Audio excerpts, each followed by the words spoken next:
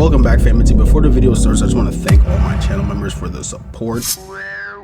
The absolute rabbit hole that I went down in doing research for this video. I have one question.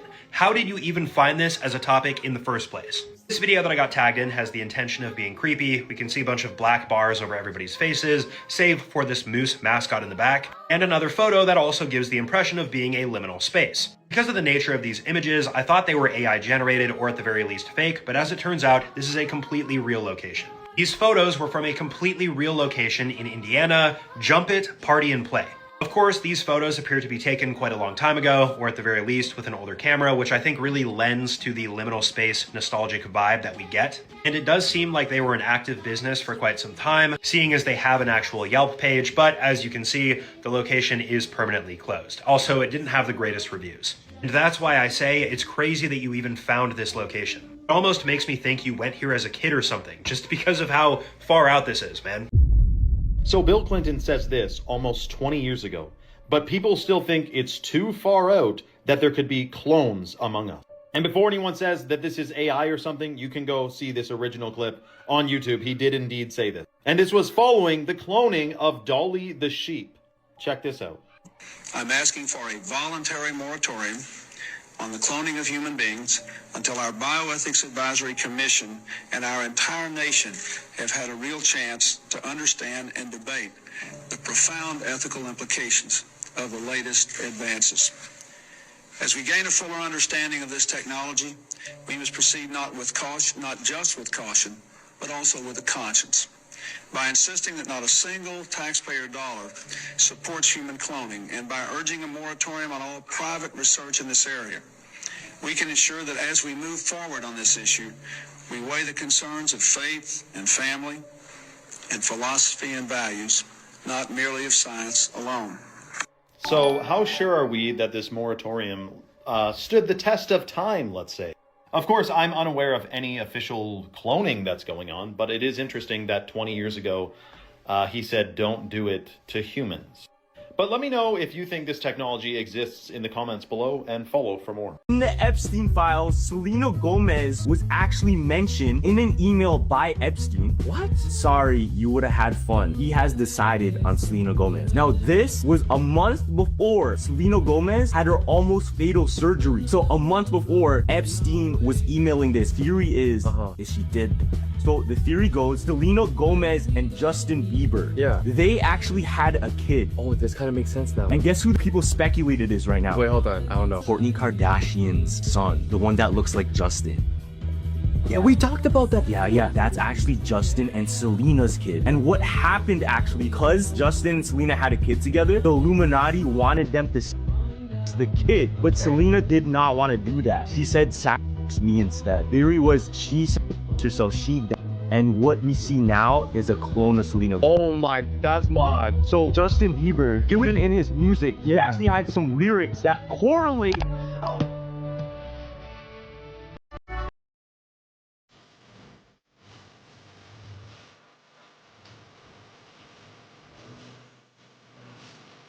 Can't even see that. Yo, Selena sees the clone Selena. Yo, that's not her. Obviously, this is like a but it's really, really interesting. What people don't understand is, like, if you clone people, like if you clone someone, they don't just grow up immediately. It's not like you clone someone today and then they're like, you know what I'm saying, 27 tomorrow. Like, if you clone someone, it still takes a little bit for them to grow. So even if that was a clone version of Selena Gomez, I don't think it would be as old as Selena would be right now. Something creepy happened to this man. As he was showing his viewers the Amazon River, they were able to spot this strange shadow in the background, but also notice how it's just floating on the water. They leaked Michael Jackson's last phone call. In 2009, he called his dietitian. He said he's getting threats from people higher than the government. What's wrong, Michael? I don't know if I should tell you this, but I don't know who may be listening. There may be a group of people that want to get rid of me. They don't want me here anymore. I don't understand. What do you mean? I don't know.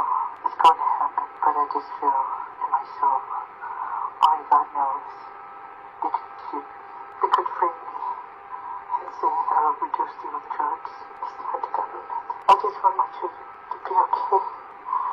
My angels. The whole theory of Michael Jackson being this predator and being this villain. All of this was happening while the island stuff was happening. Yeah. What's crazy though, he's never been proven to have done any of that shit. Never. But where is he today? Oh, he just randomly died? Come on, gang. He was in an interview, I think it was Oprah that really asked him, Michael, like, why are you so around kids and stuff? Like, They set him up, fam. I'm telling you. Weren't they trying to you know what Michael Jackson said? He said, because in the Bible, Jesus told us to be as innocent as a child. Because if you're like children, you can inherit heaven. That's actually in the Bible. Okay. It's obviously twisted in some way so that they can put all the blame on him. Macaulay Culkin was really close to Michael Jackson. He even said nothing happened. Yep. All these other people that said things against Michael Jackson as they grew older. My parents told me to say all these things so that we can get money. Fam, you know what I'm thinking too? I always feel like somebody's watching me. Fam, you don't ever think that might be just like a cry for help?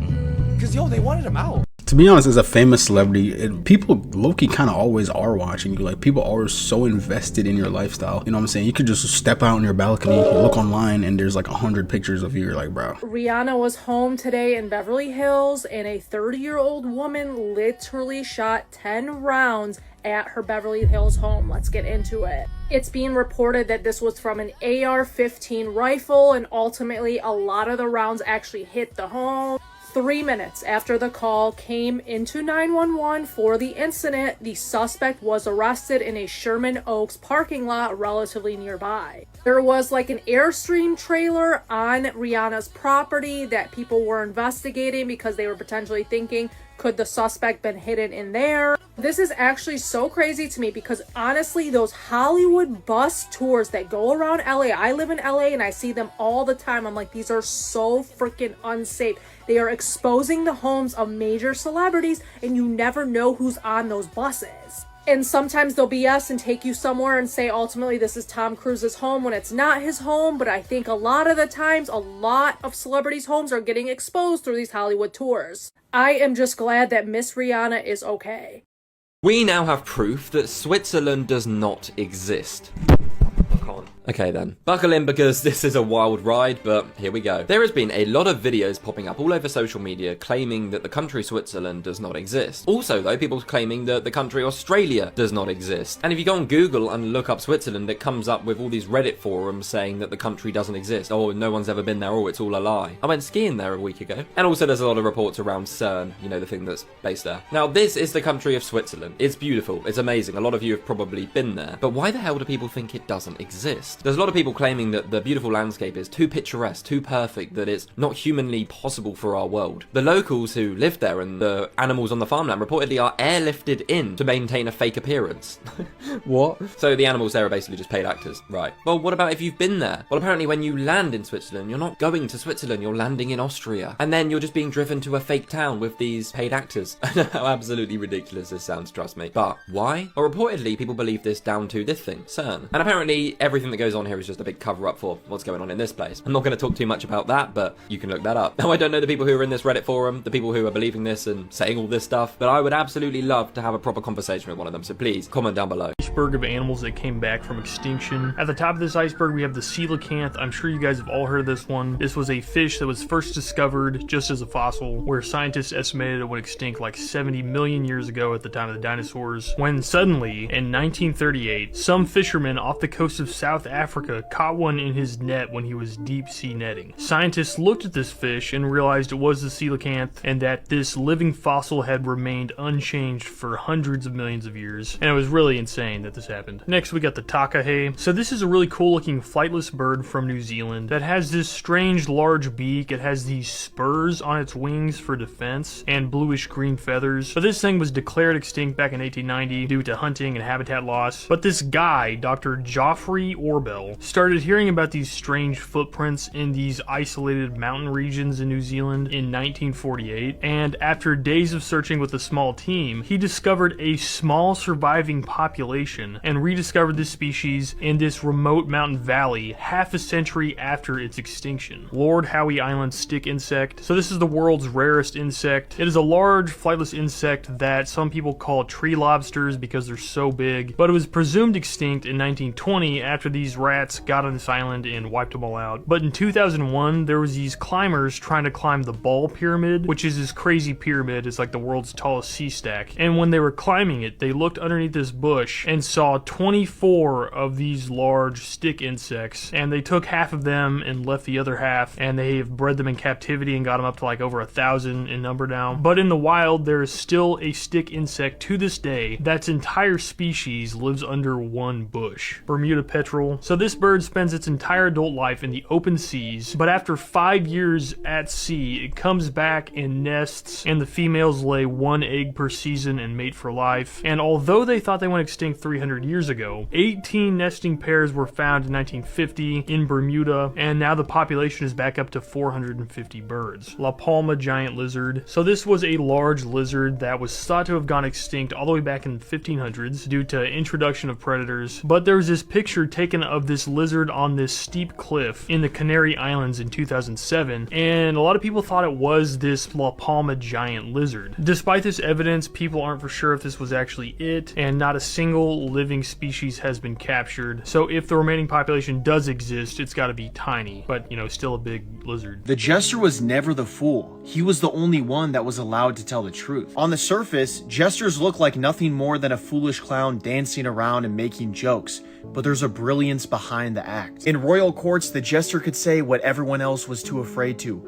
He could mock the king, expose corruption, tell the truth, and disguise it as entertainment. The mask of foolishness gives him freedom. People drop their guard around someone they think is harmless, and that's when the truth slips out. The world rewards jesters who take a chance, because while everyone else is performing and trying to play it safe, they're risking looking stupid to do and say what actually matters. Sometimes, pretending to be the fool is the smartest move you can make. Whoops, this wasn't meant to be aired. I don't think they meant to air this, but they accidentally in the background have these two guys who are sponsored by Monster. I don't know if this is NASCAR, PT, whatever that is. They're pouring bottled water into the Monster energy drink cans to then drink on TV. I guess, you know, they got to keep their sponsors happy.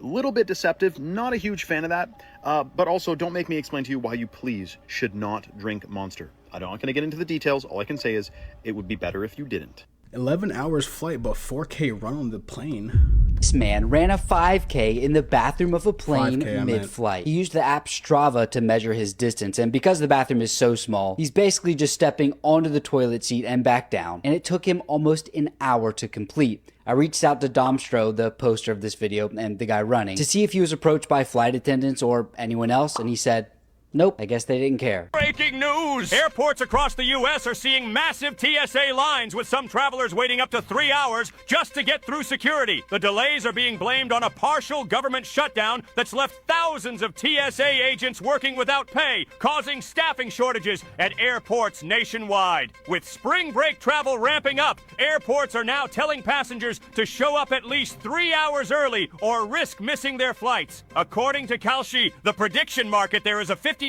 chance of the government shutdown going at least 55 days. What do you think of this? Didn't we have a government shutdown like literally like 2-3 months ago? Like, why is there another one? Posted private photos of Ariana Grande. They posted private photos of Ariana Grande in her own home. So this person named Franco was somehow invited over to Ariana Grande's house to watch the show Drag Race. Well, let me tell you, this is the last invite Franco will ever get from Ariana. Because while he was over at her house, he decided to privately take and then post tons of photos of Ariana. Now, in all of these photos, Ariana is very clearly unaware that they are being taken of her. And before anyone claims otherwise, all of these photos are 100% real, as they were all taken and posted as live photos. Now, Franco posted these pictures thinking he was going to get some clout or something, but he got the complete opposite, as after people started seeing the post, Franco got some massive backlash. And then because of this backlash, he very ironically decided to private his account. So let me get this right, Franco. You can private your account so you can have some privacy, but when Ariana Grande invites you into her private residence, she can't get any privacy because you're taking pictures of her the whole time. I mean, given the circumstances, I don't think that you should be allowed to make your account private, Frank. True. Nah, Nepal needs to be studied. After overthrowing their government and giving rise to Gen Z protests around the world, they're now about to elect a rapper as their new leader. Balendra Shah, who's commonly just called Balan in Nepal, is a former rapper slash engineer who unexpectedly became a political phenomenon. Despite being a structural engineer by training, around 2012 he became known in the Nepali hip-hop scene for his often politically critical rap. 10 years later, in 2022, he ran for mayor of Kathmandu as an independent, not backed by any major party, and his win shocked the entire country. He beat candidates from 2 major parties by a large margin, and he's about to do it again. But this time not as a mayor of a city, but rather the leader of an entire country in a manner that has never been seen before. His party has reportedly secured over 120 seats in parliament, which is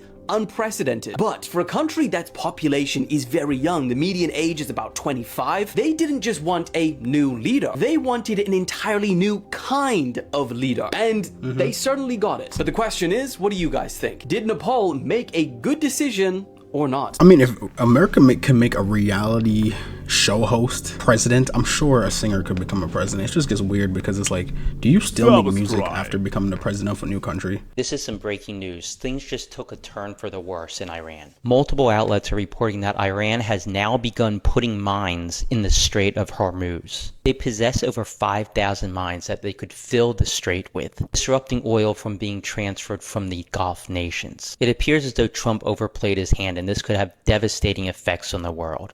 Large noses represent strong egos with extra confidence. When they're extra fleshy, this ego and confidence is paired with extra kindness. If they're bony, this person is said to be able to be more ruthless with their energy and with their money, because the nose also represents our ability to bring in wealth and spend wealth.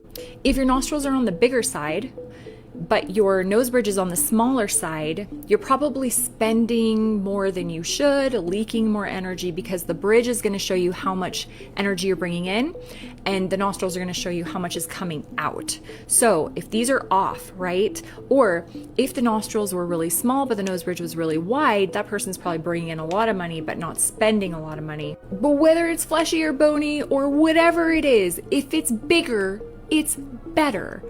That's more confidence. That's boss energy. So stop thinking about plastic surgery and celebrate your nose.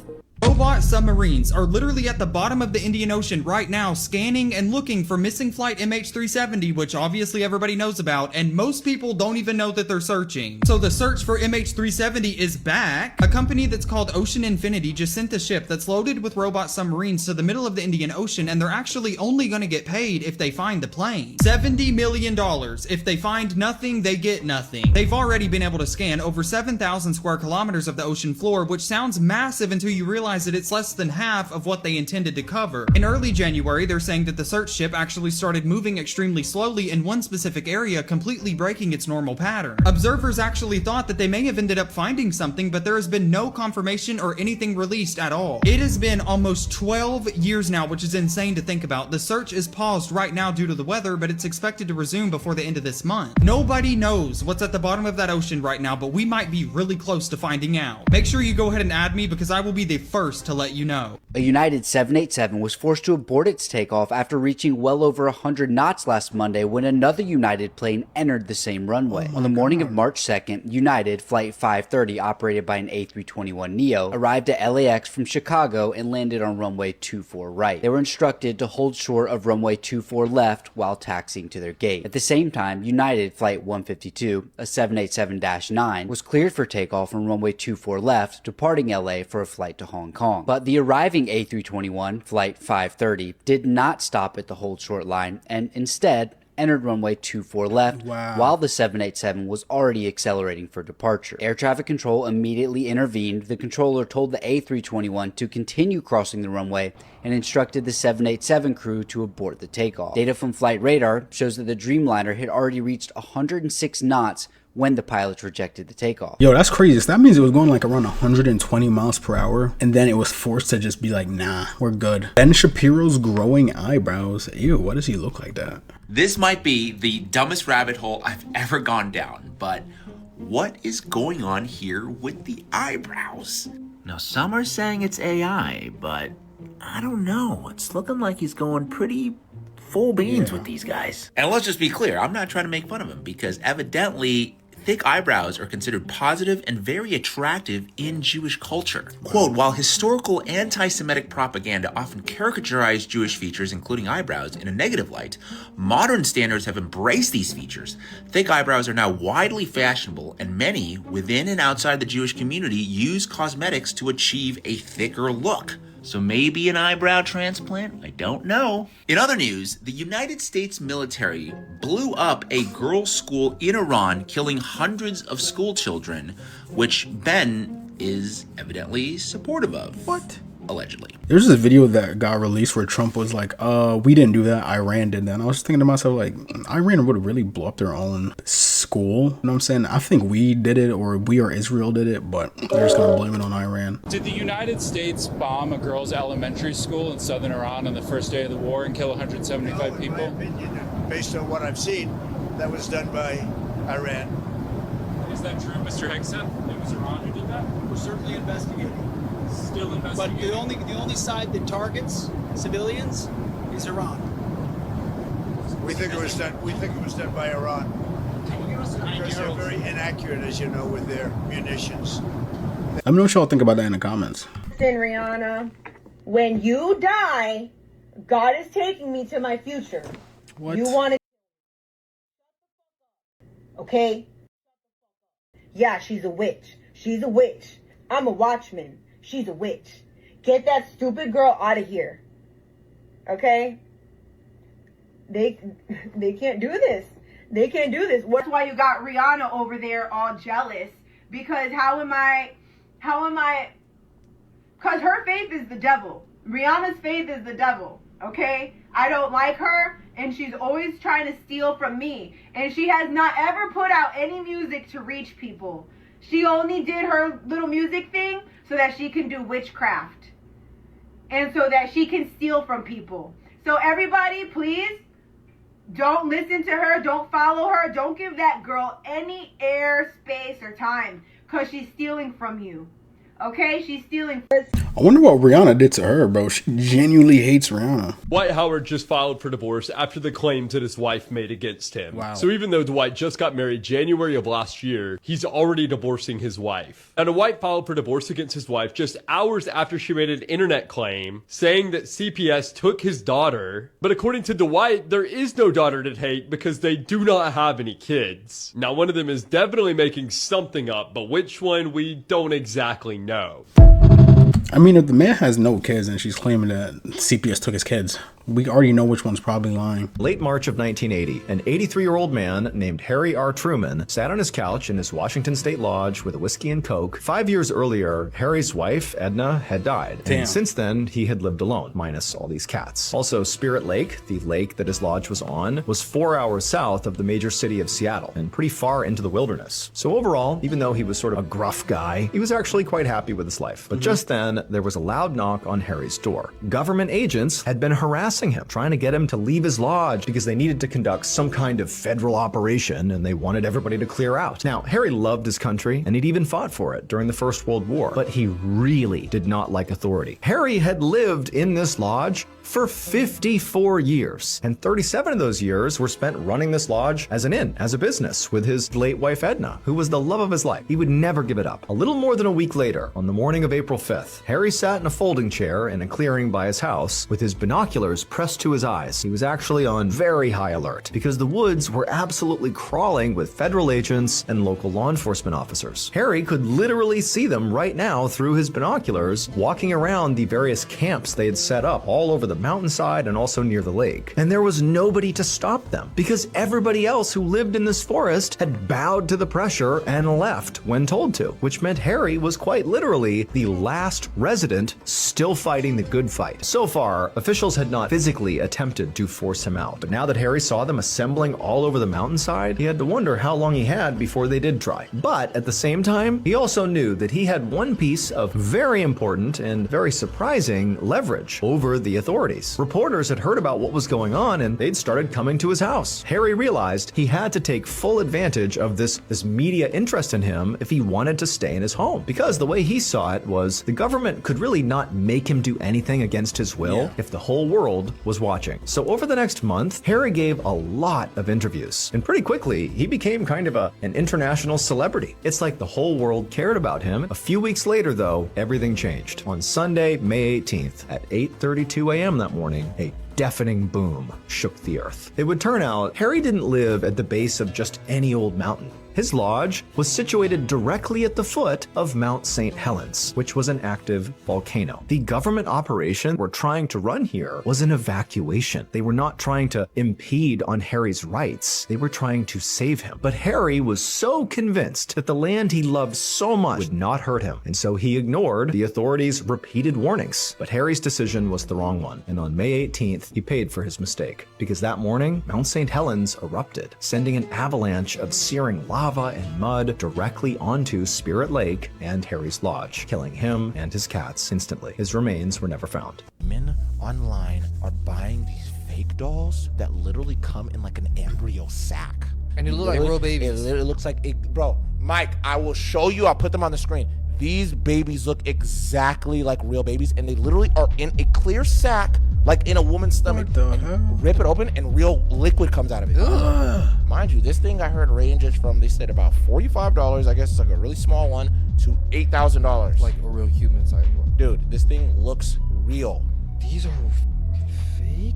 You know where I'm going with this. I know what you're gonna say. And you're thinking, that this company would be for women that maybe lost their babies. That's what I was about to say right now. That's what I heard some of these dolls are for. Bro, people are saying they're not. But not everyone that's buying these, I'm assuming, are... Yes, using them for the right reasons. Mike, because let's be honest, bro. What the fuck, bro, dude? See what I'm saying, bro? Yes, Mike. Yo! Yes, Mike. This is fucking strange. Bro, and Mike, and then watch this. You'll see one of these girls, any of their videos, the day in the life, they'll go to the baby, Mike, at the edge of like a crib, and like it just woke up in the morning. The girl goes, oh, look at my big baby, good morning. She has like all of this stuff. She buys clothes for it. Let's say that woman you're talking about lost her baby, and she bought this fake baby. The fucking doll has its own room. That can't be healthy for her. No, that's psychosis. So what does this tell you, bro? It's very weird. But I get what you're gonna say. Who else is buying this? What makes us all think that any of these people would really just be looking out for these women? It ties all together. Did you not just say those dolls look realistic? This nigga couldn't even tell someone. Yeah. Why would they not be able to make a realistic doll of Jeffrey Epstein? There we go. If these fucking random ass companies, come on, Mike. Those babies look real as fuck. Come on, Mike. Hired more investigators to hide other sensitive CDs, files in lockers all around America. There's 6 lockers right now with more files, the sensitive ones that they say. You know how there's 3 million out on the internet? Like there's more files. So imagine you can't get worse than like Zorro Rand. They haven't investigated that place. Yeah, somebody else bought it when Jeffrey Epstein died, and he's never been reached out to, but he's willing to let the police like investigate. Yeah. Well, obviously he has to. Damn, I'm telling you, they say the Zorro Ranch is actually worse than the island. I can believe that. Believe that because that's in the States, right? New Mexico. But did you see the Zorro Ranch logo? It's a devil's pitchfork. So it's a Z, and at the end of the Z, there's 3 like things that make a pitchfork. Mad symbolism. Krispy Kreme is facing backlash after a viral reel showed hundreds of their donuts loaded into the trash, sparking huge debate over how cheap are these things to mass produce. This chemical ring is churned out nearly 2 billion times a year. The dough alone packs 22 ingredients, starting with gasoline-extracted soybean oil, blended with hydrogenated fat, and dropped into a 355-degree palm oil bath. That icing you love? Made with industrial cleaning agents, disodium phosphate, mixed with drywall material and artificial flavors they don't legally have to name. Each donut is estimated at under 9 cents to produce, scanning 10 harmful additives and 57% artificial. Comment app to scan safer brands. Yeah, man, they don't care about any of us, bro. Like, why are we eating such harmful foods? Like, there's barely any foods in this country that are genuinely good for you. Either has oils or super high sugar content or eat preservatives that literally clog your arteries, give you heart attacks, destroy your organs. So this teenage girl has a huge glow up and then she just starts. Bruh. Why? Now, the girl's name is Christine, and Christine is 17 years old, living in Texas, and poor Christine has a problem. She has alopecia, so she's pretty much bald. Jada Pinkett. Now, obviously, as a young woman in high school, she's very insecure about all this.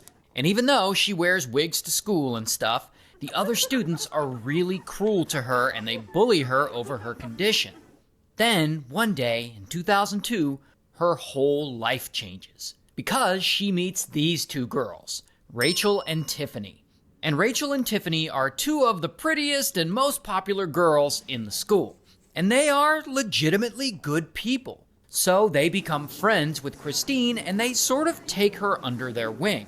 And over time, as they all hang out, Rachel and Tiffany start giving Christine makeovers. And they teach her how to dress better and how to do her makeup. They help her find more flattering wigs to wear to school.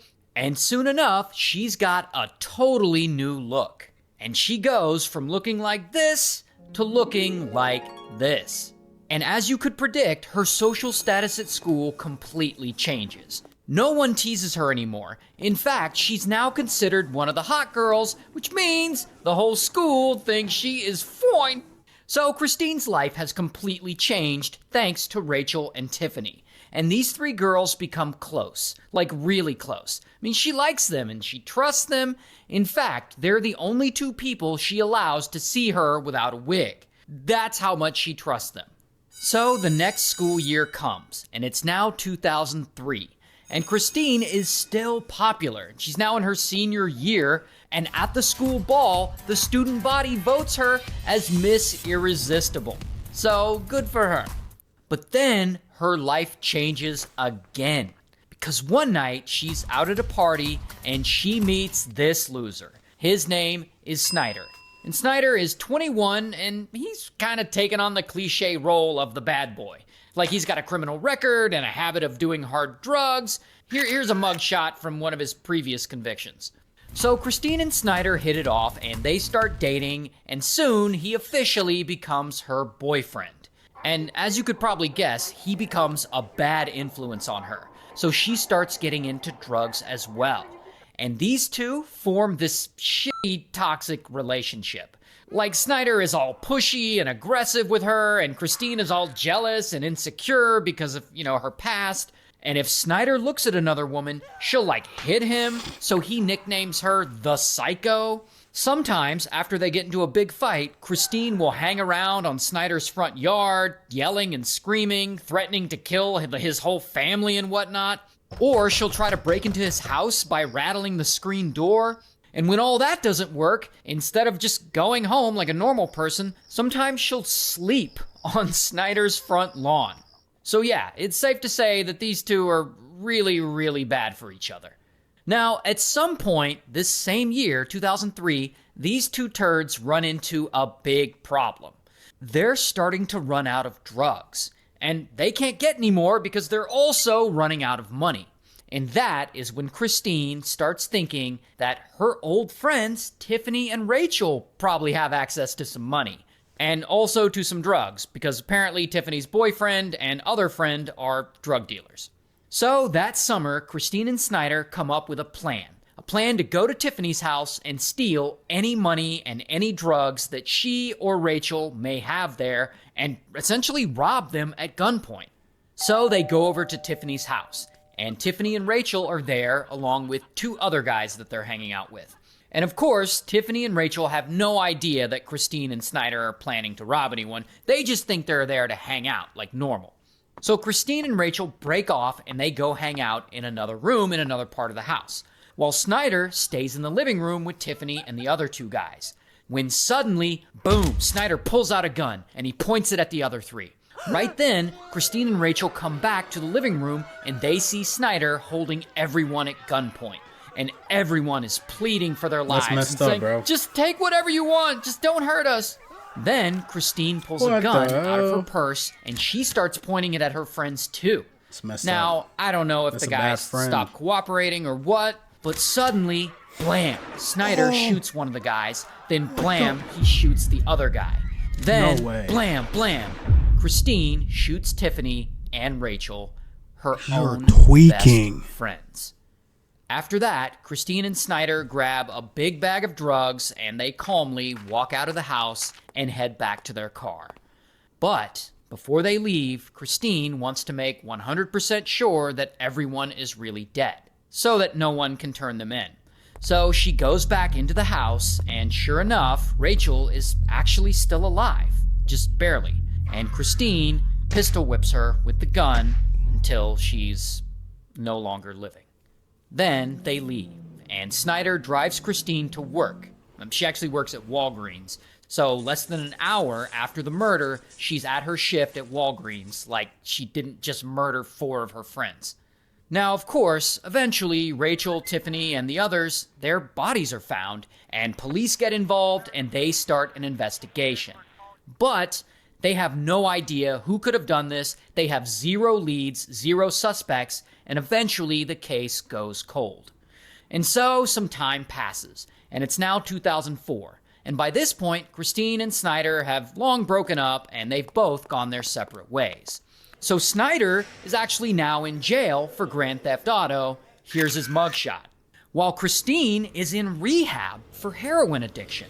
And while she's in rehab, she ends up confessing and talking about the murders to some random guy friend that she made in there. I guess she just wanted to get all that off her chest. Not only that, but she also meets another guy in rehab. And those two hit it off and they start dating. Here is a picture of the 2 of them. And about a year later, in 2005, once they're both clean, they get married and they start living a normal life. But then, one night, something unexpected happens. Christine and her husband are at home watching TV, and a news story comes on talking about the murders from 2 years before, the murders that she helped commit. Not only that, but the news segment features 2 police sketches of a male and a female suspect. And so Christine starts freaking out like, oh shit, they know what I look like. And she starts confessing everything to her husband about how she and her ex ambushed her best friends from high school and murdered them and how they got away with it. And so instead of turning Christine in, they decide to go on the run and they flee. And they end up all the way in Texas, hiding out in a shitty motel together. And from there, they go on a massive drug binge. And they're shooting up like $500 worth of smack and coke every single day. Plus, they're living on a diet of like Cheez-Its and Reese's peanut butter cups and soda. And this deviant behavior goes on for 7 months. Until... Remember back when Christine was in rehab and she ended up confessing to some random guy friend that she made there? Well, for some reason, it took that guy years to finally report it to police. And police are able to track Christine's ATM withdrawals back to that shitty motel that she and her husband are staying in. And so, bam, they arrest her. Here's her mugshot. Not only that, but soon Christine's ex, Snyder, finds out about the arrest, and he knows he's fucked. So he flees his girlfriend's home and he runs out into the woods with over 200 pills, and he takes them all, and he ends up unaliving himself.